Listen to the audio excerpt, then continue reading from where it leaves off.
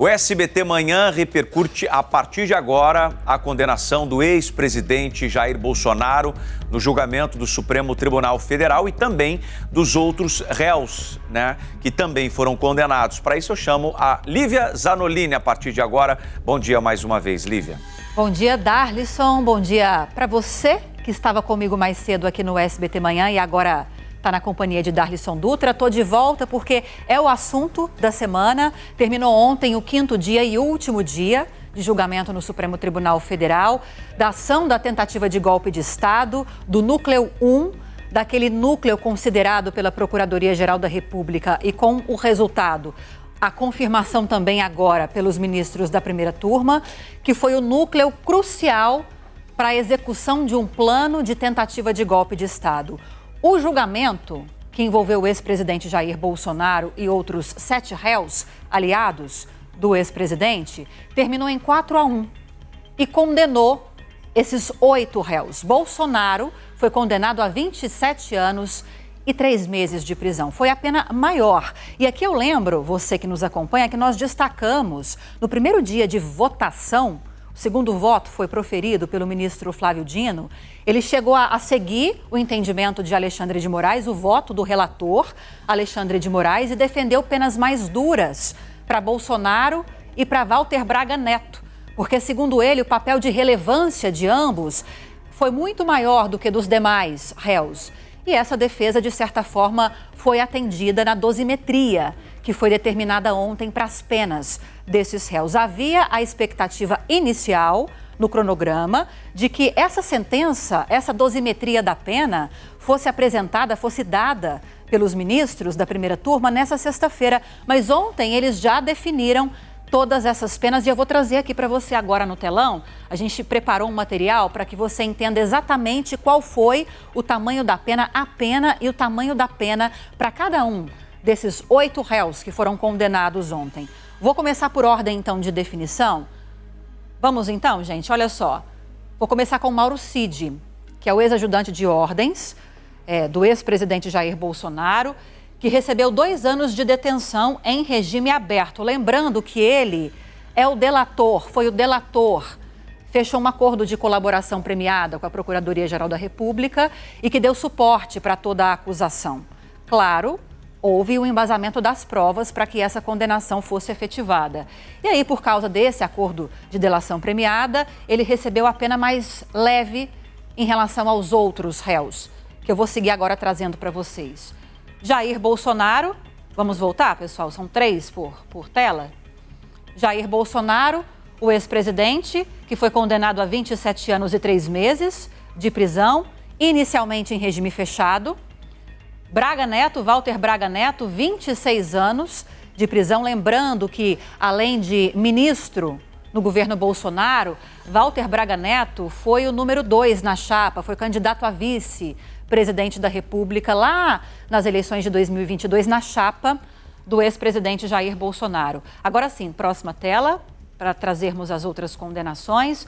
Ex-ministro da Justiça, também ex-secretário de Segurança Pública do Distrito Federal, Anderson Torres, condenado a 27 anos de prisão, inicialmente também em regime fechado. Almir Garnier, ex-comandante da Marinha, 24 anos de prisão. General Augusto Heleno, ex-GSI, ex-ministro do Gabinete de Segurança Institucional, 21 anos de prisão, também inicialmente em regime fechado. Vamos à próxima tela agora. O Paulo Sérgio Nogueira, que foi ministro da Defesa no governo Bolsonaro, que recebeu uma pena de 19 anos de prisão, também com regime fechado, inicialmente. Ex-diretor da Agência Brasileira de Inteligência, ex-ABIN, Alexandre Ramagem, 16 anos, 1 mês e 15 dias de prisão. Vou seguir com uma nota, algumas manifestações desses condenados, já condenados, algumas notas que nós conseguimos pós-resultado desse julgamento no Supremo Tribunal Federal. Vamos começar com a defesa do ex-presidente Jair Bolsonaro, que voltou a negar que ele tenha atentado contra o Estado Democrático de Direito. Disse ainda a defesa em nota que as penas foram absurdamente excessivas e desproporcionais. e que Bolsonaro jamais participou de qualquer plano e muito menos dos atos ocorridos em 8 de janeiro. Por fim, afirmou que deverá entrar com os recursos cabíveis, inclusive em âmbito internacional. A defesa de Alexandre Ramagem diz que não irá se manifestar no momento. Nós entramos em contato também com os advogados dos outros réus, mas até o momento nós não recebemos resposta. É um resultado de um julgamento que foi muito comentado, muito aguardado, envolvendo um ex-presidente da República. A gente está falando de algo, essa condenação de Bolsonaro, inédito na história da política brasileira. E é claro que para entender melhor um pouquinho sobre agora as consequências dessa decisão, sobre o próprio processo que levou a essa condenação desses 8 réus, que eu tenho convidados aqui no SBT Manhã para explicar um pouquinho mais sobre essas nuances para nós. Recebo Bruno Garchagen, que é cientista político, vocês já o conhecem, sempre aqui conosco, e o Hugo Leonardo, que é advogado criminalista, que vem pela primeira vez, né, Hugo? Bem-vindo. Obrigada pela presença também. Um ótimo dia a vocês. Eu até combinei a primeira pergunta com eles, porque são tantos os aspectos interessantes de nós discutirmos aqui, e a gente vai ter tempo para isso, mas eu queria começar perguntando para vocês, ouvindo primeiro o Hugo, sobre o que mais chamou a sua atenção nesse processo todo. Um processo longo, acho que longo, talvez, desde que foi apresentada lá atrás a denúncia. O julgamento nem tanto, não sei se você concorda. Mas o que chamou mais a sua atenção nesse processo todo de julgamento desse primeiro núcleo da tentativa de golpe de Estado? Bom, em primeiro lugar, gostaria de agradecer o convite, de estarmos aqui conversando sobre esse julgamento, que talvez seja um dos mais importantes, se não o mais importante que o país já teve a oportunidade de realizar. Olha, o julgamento aconteceu de forma muito célere, né? Essa é uma realidade. Acho que da denúncia até o julgamento final ontem, nós percebemos que passaram-se pouquíssimos meses. Houve uma série de discussões probatórias muito profundas. Houve tempo, inclusive, de as defesas se manifestarem durante bastante tempo. Então, esse é o primeiro ponto que destoa efetivamente de um julgamento com essa complexidade. Isso não é necessariamente negativo, né? É verdade que as defesas disseram haver cerceamento de defesa por conta dessa celeridade e, por outro lado, os magistrados, os ministros que votaram foram muito enfáticos em dizer que houve tempo suficiente para que efetivamente as defesas se preparassem para essa defesa. Agora, o que mais me chamou a atenção, efetivamente, de todo esse contexto, tanto processual quanto do julgamento, foi o voto do ministro Fux. Assim, acho que essa é uma compreensão não apenas minha, mas eu acho que desde quando o ministro Fux apresentou o seu longo voto, acho que de 12 ou 13 horas... 13 horas, né? 13 horas, isso ficou muito claro, assim, um voto que o ministro Fux efetivamente nunca tinha dado em sua vida, e eu conheço decisões do ministro Fux há muitos anos e efetivamente posso afirmar que isso é completamente fora de qualquer expectativa que alguém pudesse ter. Para você também foi o que mais chamou a atenção, Bruno, ou você destacaria outra questão nesse processo? Bom, tudo chama atenção nesse processo, desde o início, até o fato em si, né? Quer dizer, o que aconteceu durante o governo Bolsonaro, o que aconteceu no 8 de janeiro. Agora, foi um julgamento, obviamente, que teve a sua relevância. Não acho que tenha sido o mais importante da história brasileira, porque é preciso haver uma certa equivalência. A gente teve o julgamento do Mensalão, a gente teve depois a própria Lava Jato. O grande problema dessa comparação é que tudo é do ponto de vista negativo. Então a gente não tem nenhum grande julgamento que seja algo que, de fato, ajude e faça com que o país avance do ponto de vista das instituições. Agora, do ponto de vista da novidade, o grande problema esse julgamento foi um julgamento, sobretudo, político. Eu venho falando aqui, Lívia, a gente vem conversando já há muito tempo, tentando explicar para a nossa audiência. O critério técnico, ele claramente ficou secundário. E as próprias manifestações antes do julgamento, as manifestações políticas por parte de alguns ministros do Supremo deixaram isso também muito claro. E é um problema muito grande quando o país inteiro já sabia que os réus seriam condenados. A discussão, e eu vinha falando isso aqui desde o início, a discussão era apenas a respeito da dosimetria da pena.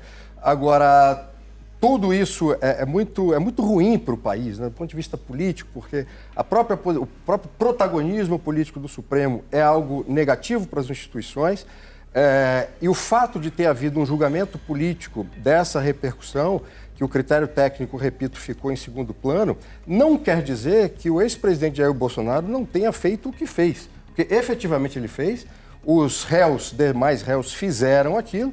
A discussão era se a conduta feita, poderia ser caracterizada como planejamento e não como uma tentativa por meio de uso da violência e grave ameaça. Esse era o ponto. Agora, falando a respeito do voto do ministro Fux, claramente ele teve uma posição em relação aos condenados do 8 de janeiro e mudou a sua posição em relação ao ex-presidente Jair Bolsonaro e os demais réus. Agora, o próprio Supremo mudou de posição em relação à Lava Jato. Então, a posição do Supremo em relação à Lava Jato era uma no início e mudou, tanto é que vários réus e vários condenados da Lava Jato estão sendo inocentados por razões ditas técnicas, né? Então, assim, em resumo, a situação institucional e política do Brasil hoje é muito delicada. Há forças políticas, e o STF é uma delas, que ajudam a aumentar essa instabilidade política, que infelizmente é uma instabilidade histórica. Já eu volto a falar com o Bruno e com o Hugo. Primeiro vamos lá para Brasília. O Maicon Leão já está na Praça dos Três Poderes para trazer mais informações sobre ontem, inclusive, que foi o último dia de julgamento, o quinto e último dia de julgamento da tentativa de golpe de Estado. Tivemos 2 votos, os votos finais da ministra Carmen Lúcia e, na sequência, do ministro Cristiano Zanin, presidente da primeira turma, que encerra esse processo de votação. Ambos votaram, seguindo o entendimento do relator, pela condenação dos 8 réus. Além desse dia que fechou o julgamento, o Maicon vai trazer um pouco da repercussão também dessa sentença, que de lá para cá só vem crescendo. Maicon Leão, bom dia para você. O que você nos conta, meu amigo? Oi, Lívia, bom dia a você, aos nossos convidados. Claro, uma repercussão, até porque era se esperado essa sentença final hoje, sexta-feira, mas ontem o ministro Cristiano Zanin já sinalizou que logo após o voto eles já poderiam começar a discutir ali a dosimetria e já saiu a sentença na própria quinta-feira. Lívia, claro, como já era de se esperar, esse assunto repercutiu bastante, principalmente dentro do Congresso. Para começar, a base governista ali comemorou, disse que foi um dia histórico para a democracia, que já esperavam isso como um exemplo para garantir o direito à democracia. Só que, por outro lado, essa condenação, ela também abre ali, uma pressão pela base bolsonarista, pela oposição, para que o Congresso avance com o projeto de lei da anistia, deixando o clima ali um pouco ainda mais tenso, justamente cobrando por essa pressão. O líder do PL, o deputado Sóstenes Cavalcante, pretende levar o tema para a reunião de líderes já na próxima terça-feira. O presidente da Câmara, Hugo Mota, tem afirmado ali, entretanto, que ainda não tem previsão para votação e nem ainda para escolher o relator ali do PL da anistia. Para a base bolsonarista ali, o assunto já está alinhado para passar pela Câmara. Já existiria ali nos bastidores um acordo com o Hugo Mota, já que na Câmara dos Deputados já se tem a maioria dos deputados para conseguir aprovar o projeto. Por outro lado, o presidente do Senado, Davi Alcolumbre, já sinalizou que para passar por lá, só um texto de autoria dele e que não incluiria o ex-presidente Jair Bolsonaro. Então ainda um clima ali de incertezas, mas agora mais ainda de movimentação por parte ali dos parlamentares para tentar mudar o jogo ali, Lívia. Obrigada pelas informações, Maicon Leão. Como eu citei ao chamá-lo, essa repercussão começou logo depois da decisão ontem e ela só vai crescendo, só vai aumentando. E agora a oposição e governistas dobram as apostas em relação a esse projeto de lei da anistia. O Maicon vai seguir acompanhando essas articulações e essas negociações e ao longo da edição ele volta com mais informações para nós lá de Brasília. Agora, uma pergunta que muitos têm feito. Com essa condenação, com a definição já das penas e focando agora no ex-presidente Jair Bolsonaro, agora que ele foi condenado a mais de 27 anos de prisão, 27 anos e 3 meses de prisão, essa prisão já pode, de imediato, ser executada? Uma pergunta que eu tenho ouvido muito. Volto lá para Brasília porque a Ariane Bittencourt tem informações sobre isso para nós. As defesas podem acionar os chamados embargos de declaração, que quase nunca mudam a decisão, mas podem servir para apontar possíveis contradições ou omissões ao longo do julgamento e durante os votos completos. Esses embargos costumam ser negados pelos ministros e considerados protelatórios, ou seja, utilizados somente para alargar o espaço entre a decisão e o trânsito em julgado. Os advogados também podem recorrer a instâncias internacionais, alegando violações do devido processo legal e de garantias fundamentais. Nesse caso, a condenação não seria suspensa, mas o Brasil poderia ser responsabilizado internacionalmente. Já os chamados embargos infringentes, que poderiam permitir um novo julgamento, por exemplo, no plenário do Supremo, não podem ser acionados. Isso porque, para isso, seria necessário que pelo menos 2 ministros votassem pela absolvição dos réus, o que não aconteceu. Bom, se forem apresentados, o que pode e deve acontecer, esses recursos precisarão ser analisados antes do início do cumprimento das penas. De Brasília, Ariane Bittencourt. Bom, eu sigo aqui, obrigada Ariane pelas informações, eu sigo aqui com o Hugo Leonardo, advogado criminalista, e também com o Bruno Garchagen, cientista político, para a gente seguir repercutindo, Hugo, começando com você mais uma vez, sobre essas execuções de prisão e sobre outras questões também relacionadas a isso. A Ariane explicou muito bem sobre agora a possibilidade de recurso que a defesa tem para apresentar com esse resultado que nós tivemos. E pelo que eu entendi, se me corrija se eu estiver enganada, como não houve 2 votos mínimos aí pela absolvição do ex-presidente e dos outros réus, aqueles embargos infringentes que poderiam de alguma forma levar a discussão para o plenário e talvez numa tentativa remota, mas porém numa tentativa de mudar o resultado desse julgamento, isso não vai acontecer. Então a defesa pode fazer o quê? Qual que é a opção que a defesa tem nesse momento? Excelente pergunta. Eu só queria voltar a um assunto para um pouco dialogar com meu colega de bancada hoje, que é o seguinte, há um julgamento político e um julgamento técnico. Em minha opinião, é um julgamento técnico, né?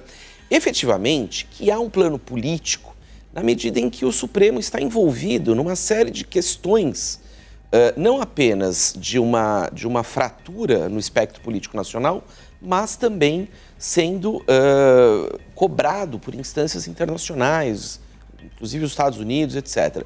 Então, eu me fiz esse questionamento ontem ao ver o Barroso fechando a sessão, que é uma coisa completamente atípica. Mas também é atípica vermos um ministro sendo sancionado por um país estrangeiro. Com relação às penas, essa pergunta é muito, muito importante. Efetivamente, agora não caberão os embargos infringentes, porque o regimento do Supremo, ele condicionou, né, a infringência a apenas 2 votos vencidos. E não houve. Houve, como todos nós sabemos, apenas um voto discordante, que foi do ministro Fux. Restam, portanto, os embargos de declaração. O que são os embargos de declaração? É um recurso que visa sanar eventual obscuridade, contradição, algo que não esteja bem dito, né, no acórdão que será publicado, no documento fruto dessa decisão que será publicado. É importante dizer que nesses embargos não há, efetivamente, aquilo que nós chamamos de efeitos infringentes. Quer dizer, esse recurso ele não visa alterar o resultado. Então, efetivamente, nós não precisamos esperar que algo será modificado em relação ao mérito. É verdade que pode haver um ajuste na pena ou um ajuste no texto, mas o que está decidido não deve ser modificado. E aí sim, a partir do esgotamento desse momento, que é um momento muito sumário, diga-se de passagem, deve haver o trânsito em julgado, quer dizer, a certificação de que ali não caberá mais discussão e aí sim o cumprimento das penas apontadas ontem pelo relator e pelo presidente ao fim e ao cabo da sessão de ontem. Existe um tempo médio previsto ou possível numa situação como essa para que haja, agora passando para você, Bruno, para que haja esse trânsito em julgado e o início do cumprimento dessas penas ou não? Isso varia muito de caso para caso?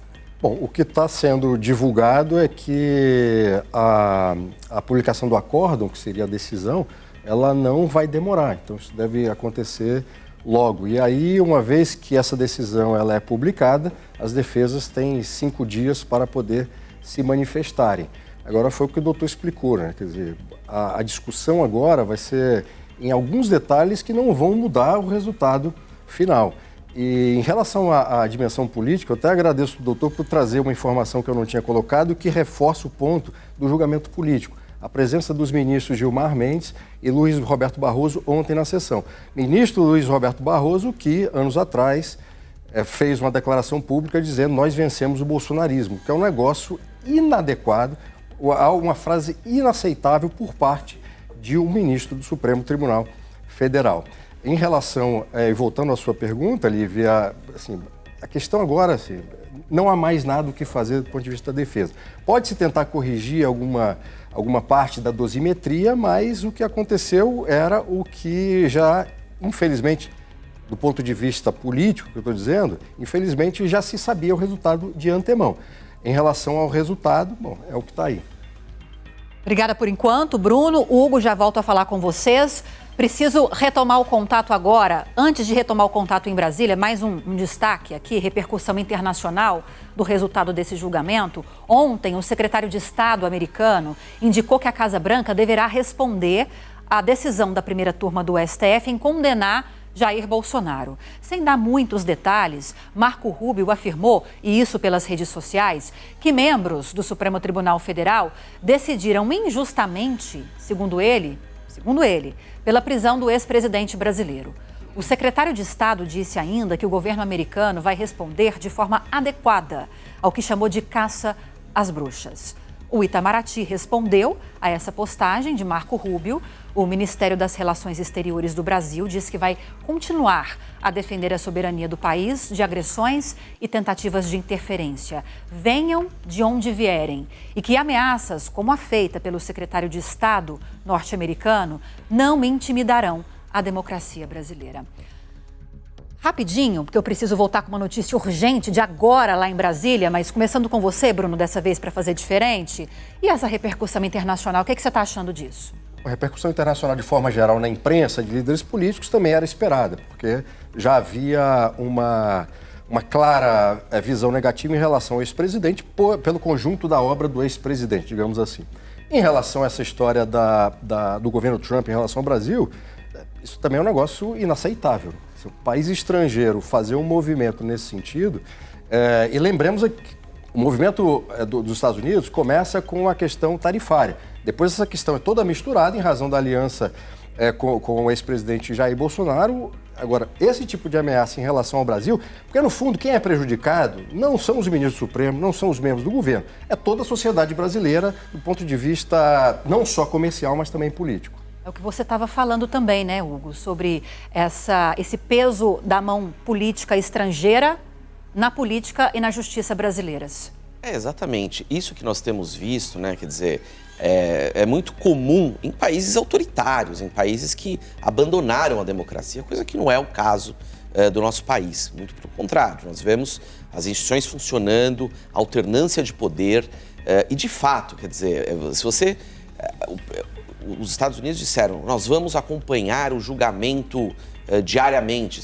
Quem são eles para acompanhar o julgamento da Suprema Corte? Alguma vez um país estrangeiro apontou o dedo para um ministro da Suprema Corte americana? Quer dizer, então realmente é algo muito ruim, né? O governo americano tem passado um recado muito ruim.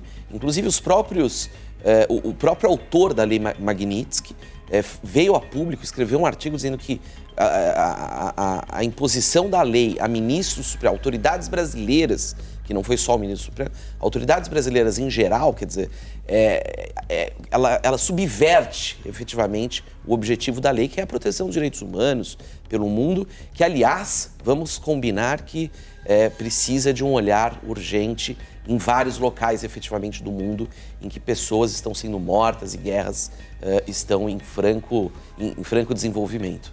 SBT News, o maior canal de notícias do YouTube.